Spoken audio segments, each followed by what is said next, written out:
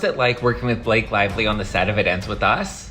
Justin Baldoni dropped a number of text messages with crew members detailing just how difficult Blake Lively was to work with. Anna, what does it mean to be working with Blake again? Oh, talking about you. Zelensky was asked to leave the White House. Then he appeared on Fox News and said he thinks he can still salvage his relationship with President Trump, which is like Justin Baldoni saying, I'd love to work with Blake again. Beloved Hollywood actress Blake Lively, known for Gossip Girl and A Simple Favor, is now facing shocking allegations that could tarnish her golden reputation. Recent reports suggest that some co-stars are stepping forward with unsettling claims of alleged misconduct behind the scenes. While details remain unclear, insiders hint at a hidden dark side that the public never suspected, casting doubt on the image of the adored star. She's like, wants me to compliment her, and she's like, I'm not below compliments. I'm like, it's clear that you're not, because she's always soliciting. Oh, because you were just telling me about like weird expressions that she gets wrong, wouldn't it be, I'm not above compliments? Oh yeah, you're right.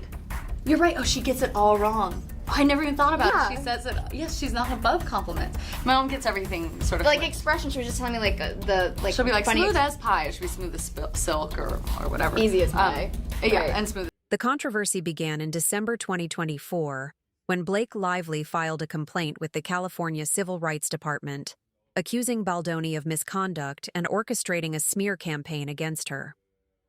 In response, Baldoni denied the allegations and filed a defamation lawsuit against Lively, her husband Ryan Reynolds, and her publicist Leslie Sloan. Lively is slamming Justin Baldoni's $400 million lawsuit against her. Her legal team has made a statement. They say this is an age-old story. A woman speaks up with concrete evidence of sexual harassment and retaliation, and the abuser attempts to turn the tables on the victim. This is what experts call DARVO, deny, attack, reverse victim offender. They believe Justin and his team are pulling out all the stops to try and overwhelm the public's ability to understand that what they are doing is retaliation against sexual harassment allegations. They continue to say they are trying to shift the narrative to Miss Lively by falsely claiming that she seized creative control and alienated the cast from Mr. Baldoni. The evidence will show that the cast and others had their own negative experiences with Mr. Baldoni and Wayfarer. The evidence will also show that Sony asked Miss Lively to oversee Sony's cut of the film, which they then selected for distribution and was a resounding success. Blake Lively's complaint alleges misconduct by Baldoni during the filming of It Ends With Us,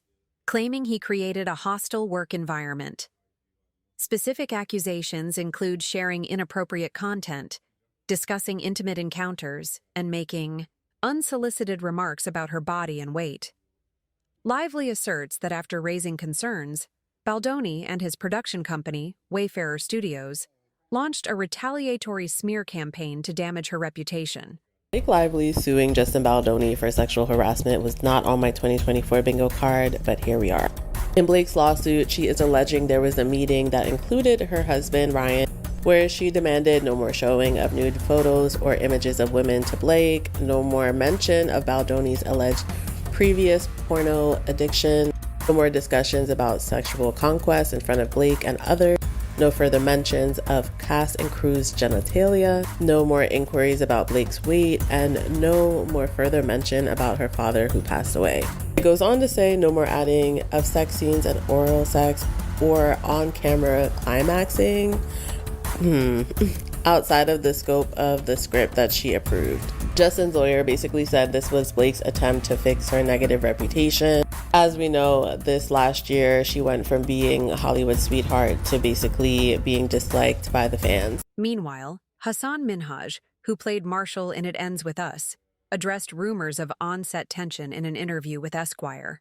He stated, "I can't speak to other people's experiences, but everyone was very professional and cool to me. It was lovely, and everybody was lovely." Minhaj expressed surprise upon hearing about the alleged disputes, noting he was unaware of any issues during his time on set. Only It Ends With Us cast member that still follows Justin Baldoni has made a comment about all of the backlash the movie received, and some of the drama between Justin and Blake. Hassan, who plays the husband of Jenny Slate's character, said that he can't speak to anyone else's experience, but he said that his experience was that everyone was professional and easy to work with. He said it was lovely and everybody was lovely, and afterwards he just ended up feeling a bit disillusioned and confused about everything that was happening in the news. He said it was a very strange, bizarre year, and that as a comic he was definitely laughing at a lot of moments, which we can totally understand. This already adds to the weirdness that was going on within the cast with Jenny Slate just ignoring questions about Justin. Then Brandon Sklenar's comment about Blake and defending her. I feel like Hassan is giving us an inside look at what it was really like. He even said everybody was professional on set, basically denying that Justin was ever unprofessional. However, Blake Lively has a history of making defamatory claims against co-stars. Jed Wallace, owner of a crisis mitigation firm, has filed a defamation lawsuit against her, alleging she falsely accused him of orchestrating an online smear campaign. Wallace claims the accusation severely damaged his reputation. This countersuit adds another layer of complexity to Lively's ongoing legal battles with Baldoni, further entangling the actress in controversy. I promise you, I've been trying to think of other things to talk about, but another day, another filing. And this actually has to do with one of the most interesting aspects of this entire case. Blake Lively is now being sued by Jed Wallace of Street Relations Inc. He has said that she has cost him millions of dollars in reputational harm and is suing her for defamation. Lively's counsel released a statement saying that this is just someone else that's trying to sue her into oblivion for speaking out, and that they are confident that this will get dismissed, which I find that to be really interesting because this is someone that they alleged in her original complaint was really responsible or had a part in allegedly the whole astroturfing, because they alleged that Wallace was responsible for planting negative comments and negative story, which Wallace has maintained that he had no part in any negative PR tactics against Lively. Which it was interesting that her defense basically was like, oh, this is nothing, it'll get dismissed, yada, yada, yada, because in her filings, they said that Wallace was the one who weaponized a digital army. I don't know if that's a direct quote, but basically that it was either real accounts or possibly bot farms. I don't really know. I probably need to read that again. But basically that was orchestrated by Wallace and, other members of Baldoni's team. Which, if I was naming someone who, had taken part in this, alleged astroturfing, I'd be like, yeah, see you in court. Can't wait to find out your method. I don't know. Maybe that's probably not the most professional response, which is also probably why I'm not a lawyer and I'm here on TikTok. Right. Blake Lively's legal filings reference an incident in which she claims a man entered her room without permission while she was breastfeeding. However, contradictory reports suggest that Lively had actually granted him access. This discrepancy raises questions about the accuracy of her allegations and highlights the potential for misunderstandings in high-stress environments.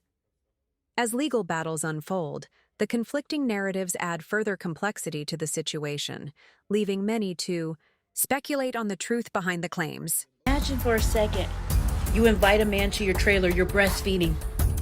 You say, you can come in, but you gotta turn around. So he, knock, knock, I'm here. Come on in, turn around. He locks eyes with you. And the second it takes for him to turn around. And you add that to the lawsuit, Blake Lively. Gossip girl. You must be stopped. That man was standing and staring at the wall, singing show tunes to himself for all we know, counting stars, counting specks of dust and paint. And you said that was sexual harassment. At this point, you gotta blame it on Ryan Reynolds. Say he wanted the idea for a movie. Say that he thought that it was going to be a funny ha-ha-ha moment. You know how he jokes. Say we all know how he jokes because it's not working. You doomed us. Reports indicate that Blake Lively's alleged bullying on the set of A Simple Favor contributed to a toxic work environment. Assistant director Barbara Seaman claims she was forced to resign due to the distress caused by Lively's behavior. As these accusations surface alongside other legal disputes, they raise serious concerns about Lively's professional ethics and her treatment of colleagues, further complicating her public image and industry reputation. Lively was the reason an assistant director quit A Simple Favor. Allegedly, of course. And we learned this from Henry Golding's post. Henry Golding, who was in A Simple Favor, made a post with the poster for another Simple Favor. And under his post, Barbed Wire TV had commented, "I worked with you on the first one. My experience with everyone was absolutely amazing except for a certain someone who is the reason I quit being an AD. Guess who that person is? Wish you all the best with this though." And Barbed Wire TV went on to say, "I want to avoid attention around this, but I will say she was cruel to many. I know I cried my way home many nights because you try so hard to please someone who is never pleased and puts you down constantly. I can't believe it's actually getting back at her. Karma is real." And Barbed Wire TV, whose real name is Barbara Jaworski, definitely seems to work in like the production world. And for further proof, here's her IMDb. Seems to be under her maiden name. Says she's known for Barbed Wire TV, which obviously that's even her account name. Under projects, you'll see A Simple Favor. She was the 4th assistant director. So not only did we learn that she quit, but apparently she made many people cry behind the scenes. Another alleged victim, Jamie, shared an experience from nearly 2 decades ago as a young intern in the entertainment industry. She recalled being 20 years old and assigned a simple task, handing out water bottles on set, while a 17-year-old Blake Lively was promoting Sisterhood of the Traveling Pants. You were very young and inexperienced in the industry, and then you got a job as an intern? Yeah, and I had turned 20 a week before, so I was young. And she was young, I believe, 17, and I always reserve the right to say people can change, to put that out there. Yeah. But I was pointed out and singled out as someone that treated her like a fan when, as someone who grew up on set and in this world, I knew you don't talk to talent. Jamie stated that she had no interaction with Blake Lively, never spoke to her, and only passed by her in the green room. However, Lively later accused her of acting like a fan and making her uncomfortable. As a result, Jamie was singled out and reprimanded, an experience she described as frightening, especially as an intern fearing it could jeopardize her career. She wasn't even famous at that point, was she? Did you know who she was? No. So I was an intern on a show that she was doing press for, and they were going to talk about Sisterhood of the Traveling Pants. It was 3 of the 4 stars. I believe it was Alexis Bledel who wasn't there. And my job was to hand out water bottles to whoever needed it on set that day. And so I didn't talk to her. I had no interaction with her. I walked by her in the green room and I went to set as I do. And then she was like, "Oh, that girl did I hang up? No, you're there. Yeah. That girl treated me like a fan. That girl made me uncomfortable." The controversy stems from the troubled production of the romantic drama It Ends With Us, where on-set tensions escalated into a full-blown legal battle. Blake Lively, once celebrated for her polished public image and acclaimed acting career, now finds herself at the center of a bitter dispute after filing complaints accusing Justin Baldoni of inappropriate on-set behavior.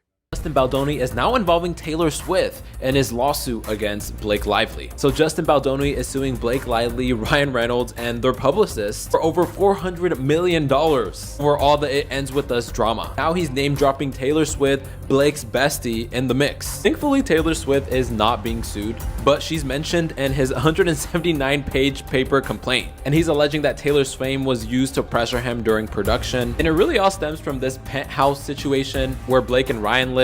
Apparently there was a meeting there with all of them and Taylor Swift was actually present, and Blake ended up rewriting one of the scenes. And even after the meeting was over, Baldoni texted Blake this, saying, "I gotta put my glasses on for this one, the font is too small. Also was working on the rooftop scene today. Really love what you did." This was a sinister PR move. Blake Lively then moved 11 days later to file a lawsuit. So now she has filed a lawsuit. And I don't think she ever wanted to do this. I think she genuinely wanted this to be a PR move, and she wanted to leak it to the New York Times. She thought the public would take her side with no questions asked. And instead the public is saying, no, we have a few questions here. And Justin Baldoni is going all the way to the wall on this. His lawyer is already giving interviews explaining just how nasty her team has played this. The lawyer's name is Brian Friedman. He stopped by the Megyn Kelly show, and here's some of the things that he had to say. First, he says there used to never be a sexual claim. There never was a sexual claim until she went to that civil rights office. Take a listen. There was actually no allegation of sexual harassment until the lawsuit was. Allegations of misconduct and claims of a retaliatory smear campaign have disrupted the film's production and fueled a media firestorm, drawing intense public scrutiny and further complicating the legal battle surrounding Blake Lively and Justin Baldoni. We're going to be talking all things Blake Lively and her legal complaint that she's filed against her It Ends With Us co-star Justin Baldoni. Yes, the It Ends With Us movie drama does in fact not end. What's interesting about this story to me is the Justin Baldoni of it all. He is a self-proclaimed male feminist. He's woke. He speaks out against sexual assault and sexual harassment, even toxic masculinity. And now in this legal complaint filed by Blake Lively, he's being accused of sexual harassment. I challenge you to see if you can use the same qualities that you feel make you a man to go deeper into yourself. And will you be man enough to stand up to other men when you hear locker room talk, when you hear stories of sexual harassment, when you hear your boys talking about grabbing ass or getting her drunk? Will you actually stand up and do something so that one day we don't have to live in a world where a woman has to risk everything and come forward to say the words "me too"? This is gonna be really awkward if these allegations are true. I will say, just for the record, I'm not a fan of either of these individuals, and something about both of them rubs me the wrong way. Followed by an attempted PR takedown of her to cover his own ass from people finding out what he did to her. In an article titled "We Can Bury Anyone," Blake Lively heroically shared her story, and the world was on her side because it looked like she was just trying to take down a predator in Hollywood. So Justin Baldoni and his ace lawyer launched an all-cylinder fire attack to clear his name, and he started by suing the New York Times, saying that article was just published because it was paid for by Ryan Reynolds, and it was a multi-layered scheme planned out by Blake and Ryan to take down Justin. And I think it's pretty common knowledge that the mainstream media will lie on behalf of their powerful friends or anyone who pays them off to say certain things. During the production of It Ends With Us, reports suggest that Blake Lively sought significant creative control over the film's final cut, leading to tensions with director and co-star Justin Baldoni. As a result, competing versions of the film emerged. In an unprecedented move, Lively allegedly arranged for the film's editors to travel to her location so she could personally oversee the editing process. Baldoni claims that since day one of production, she tried to push her weight. She would undermine their wardrobe director and make outfit choices of her own. And rather than showing up to her scheduled fittings, she drove up the budget by having them shuttle all of the clothes to her so that she could try them on. She would often rewrite her lines daily, and apparently she was having Ryan Reynolds, who has no official credit on the film, help her rewrite some of the scenes, which was unbeknownst to Baldoni and the screenwriter. She allegedly also inserted herself into the editing room, would have pages of notes, would have the editors fly to her so she could continue making revisions for her own cut. However, actress Jenny Slate has reportedly spoken out in support of Blake Lively. Slate's defense suggests a divide among industry professionals, with some siding with Lively.